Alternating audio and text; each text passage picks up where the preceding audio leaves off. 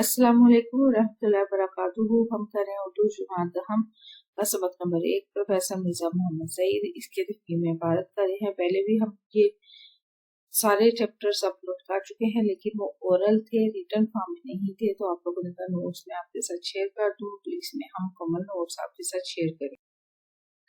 उर्दू जमात हम सबक नंबर 1 की तफहीम में इबारत है। इबारत नंबर 1 ये वाला पैराग्राफ है। पतरस के सिलसिले में एक दिलचस्प वाक़यात यहाँ से शुरू हो रहा है और यहाँ पे खत्म हो रहा है। मिर्जा साहब ने फौरन दस्तखत कर दिए। इसे आप रीडिंग कर सकते हैं। सवालात हैं। इस इबारत का मरकजी क्या लिखना है। तो एक तकरीरों के बाद मिर्जा साहब ने कॉन्ट्रैक्ट वापस करने शुरू कर दिए। मिर्जा साहब ने पतरस से कहा कि तुम्हें इस्लाह देने के बाद मुझे ये मंजूर नहीं कि तुम्हारे शागिर्द मुझे इस्लाह दें।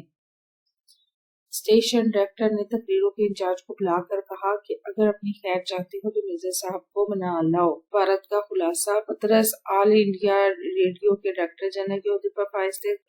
एक तकरीरों के बाद मिर्जा साहब ने कॉन्ट्रैक्ट वापस करने शुरू कर दिए। मिर्जा साहब ने पतरस से कहा कि तुम्हें इस्लाह देने के बाद मुझे ये मंजूर नहीं कि तुम्हारे शागिर्द मुझे इस्लाह दे। जब मिर्जा साहब से पतरस बुखारी ने पूछा तो उन्होंने ये जवाब दिया था। स्टेशन डायरेक्टर ने तकरीरों के इंचार्ज को बुलाकर कहा कि अगर अपनी खैर चाहते हो तो मिर्जा साहब को मना कर लाओ। मिर्जा मोहम्मद सईद ने रेडियो पर तकरीर करना क्यों तर्क कर दिया था। तकरीरों के इंचार्ज ने मिर्जा मोहम्मद सईद की तकरीरों में कांट छांट शुरू की, तो मिर्जा साहब ने एक तकरीरों के बाद कॉन्ट्रैक्ट वापस करने शुरू कर दिए। ये पूरी लाइन ठीक कर लीजिएगा। शुदा जब बात पतरस तक पहुंची तो उन्होंने हाजिर होकर वजह दरियाफ्त की। मिर्जा साहब ने फरमाया कि तुम्हें इस्लाह देने के बाद मुझे ये मंजूर नहीं कि तुम्हारे शागिर्द मुझे इस्लाह दें। स्टेशन डायरेक्टर ने तकरीरों के इंचार्ज को बुलाकर क्या कहा। स्टेशन डायरेक्टर ने तकरीरों के इंचार्ज को बुलाकर कहा कि अगर तुम अपनी खैर चाहते हो तो मिर्जा साहब को ना कर लाओ। तकरीरों के इंचार्ज ने अपनी तकरीर दिखाने के लिए क्या कहा। तकरीरों के इंचार्ज ने अपनी कार्रवाई दिखाने के लिए क्या किया। तकरीरों के इंचार्ज ने हस्बे दस्तूर अपनी कार्रवाई दिखाने के लिए उनके मुसवदे में से एक फिक्रे निकाल दिए थे। पतरस ने पूरे स्टाफ को जमा करके क्या लेक्चर दिया। पूरे स्टाफ को जमा करके उन्होंने ब्रॉडकास्टिंग के हुस्न अखलाक पर एक तवील लेक्चर दिया। पतरस ऑल इंडिया रेडियो में किस ओहदे पर फाइज थे। पतरस ऑल इंडिया रेडियो के डायरेक्टर जनरल के ओहदे पर फाइज थे।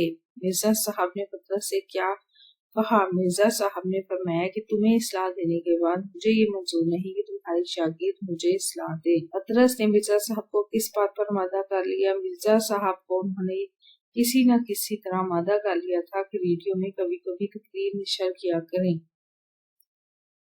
इबारत नंबर 2 सबक नंबर 1 उर्दू जमात हम। जंग के जमाने में हुस्न इत्तेफाक से दिल्ली में लाहौर के बेशतर अदीब यहाँ से शुरू हो रहा है और खुदा खुदा करके मिर्जा साहब का जलाल रफा हुआ यहाँ पे खत्म हो रहा है। इसके सवालात के जवाबात। इस इबारत का मरकजी ख्याल लिखें। हर महीने इसका एक जलसा होता था, कभी पतरस के घर पर, कभी डॉक्टर तासीर के घर पर। मिर्जा साहब बहस मुबासे को नापसंद करते थे। इबारत का खुलासा। पतरस की तहरीक पर एक महदूद अदबी हल्का कायम किया गया जिसमें डॉक्टर तासीर, फैज अहमद फैज, हामिद अली खान, हमीद अहमद खान, चिराग हसन हजरत, महमूद निजामी, गुलाम अब्बास इंसार नासरी वगैरह शरीक किए गए।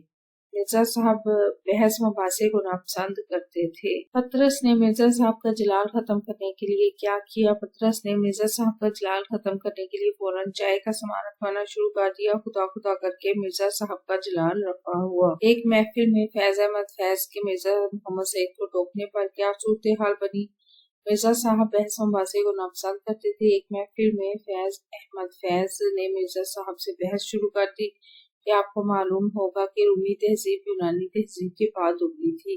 इनका इतना कहना था कि मिर्जा साहब जलाल में आ गए। हर महीने अदबी जलसा कहाँ होता था। हर महीने इसका एक जलसा होता था, कभी पतरस के घर पर और कभी डॉक्टर तासीर के घर पर।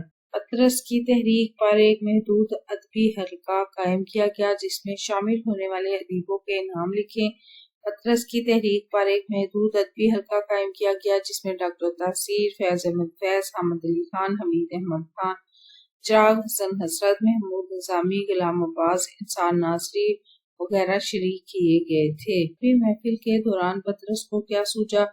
पतरस को शौकी सूझी महफिल के दौरान किन दो तहजीबों का जिक्र किया गया? रूमी तहजीब और यूनानी तहजीब का जिक्र किया गया है। पतरस की तहरीक पर क्या कायम किया गया? पतरस की तहरीक पर एक महदूद अदबी हल्का कायम किया गया। इबारत नंबर 3 है सबक नंबर 1। मिर्जा मोहम्मद सईद। मिर्जा साहब घंटों मुताला करते थे, यहाँ से शुरू हो रही है और यहाँ तक है कल्बे मुतमन्ना की दौलत से माला माल थे।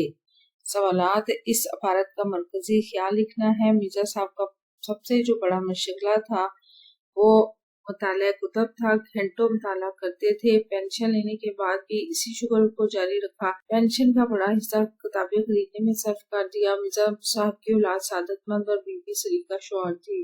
इबारत का खुलासा लिखें। मिर्जा साहब की जिंदगी बड़ी सीधी सादी थी। क्रोफर या ठाट बाट से कभी नहीं रहे।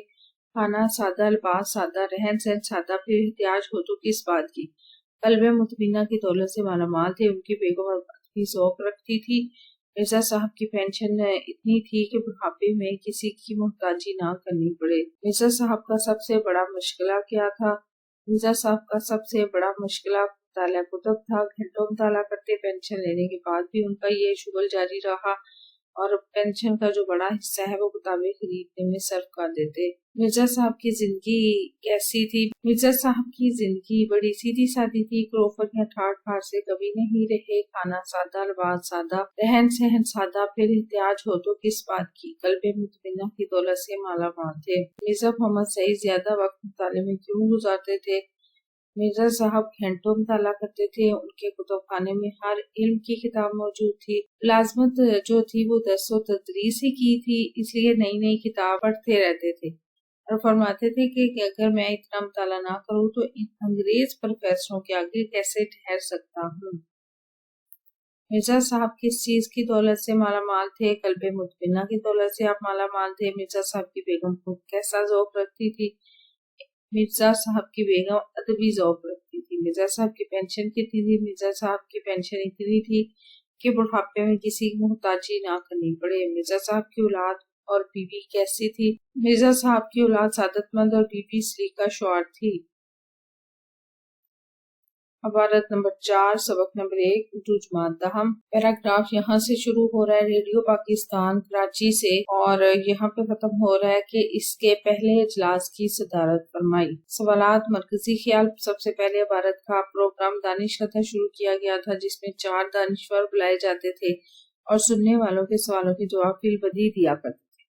याम पाकिस्तान से पहले जब मुस्लिम लीग ने जोर पकड़ा तो मिर्जा साहब ने सियासत में भी हिस्सा लेना शुरू कर दिया और सूबाई मुस्लिम लीग के सदर मुंतखब हुए और मुस्लिम लीग कौंसिल के मेंबर भी चुने। भारत का खुलासा। रेडियो पाकिस्तान कराची से 12 साल पहले एक प्रोग्राम दानिश का शुरू किया गया। याम पाकिस्तान से पहले जब मुस्लिम लीग ने जोर पकड़ा तो मिर्जा साहब ने सियासत में हिस्सा लेना शुरू कर दिया। सूबाई मुस्लिम लीग के सदर मुंतखब हुए और मुस्लिम लीग कौंसिल के मेंबर भी चुने गए। कराची यूनिवर्सिटी कायम हुई तो इसके मुशीर मुकर्रर हुए और जब पाकिस्तान अदीबों का गिल्ड 1959 में बनाया गया तो मिर्जा साहब ही ने इसके पहले इजलास की सदारत फरमाई। प्रोग्राम दानिश कथा में मिर्जा मोहम्मद सईद ने शिरकत से इनकार क्यों किया? रेडियो पाकिस्तान कराची से 12 साल पहले एक प्रोग्राम दानिश कथा शुरू किया गया जिसमें 4 दानिश्वर बुलाए जाते और सुनने वालों को फिलबदी सवालात के जवाब दिया करते। जब हम सनीफ मिर्जा साहब की खिदमत में हाजिर होकर आपको दरख्वास्त की कि इसमें शामिल हों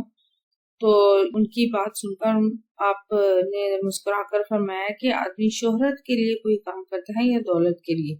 मुझे ना इसकी जरूरत है और ना उसकी, यानी मुझे ना दौलत की जरूरत है और ना शोहरत की। सियासी हवाले से मिर्जा मोहम्मद सईद की खिदमत पर रोशनी डाली है। क्या मैं पाकिस्तान से पहले जब मुस्लिम लीग ने जोर पकड़ा तो मिर्जा साहब ने सियासत में भी हिस्सा लेना शुरू कर दिया। सूबाई मुस्लिम लीग के सदर मुंतखब हुए, मुस्लिम लीग कौंसिल के मेंबर चुने गए। कराची यूनिवर्सिटी कायम हुई तो इसके मुशीर मुकर्रर हुए और जब पाकिस्तानी अदीबों का गिल्ड 1959 बनाया गया तो मिर्जा साहब ने ही इसके पहले इजलास की सदारत की। मिर्जा साहब कैसे आदमी थे? मिर्जा साहब बहुत कायदे और कारीनी के आदमी थे जो कहते थे इससे नहीं भूलते थे। कराची यूनिवर्सिटी कायम होने पर मिर्जा साहब को किस ओहदे पर फाइज किया गया?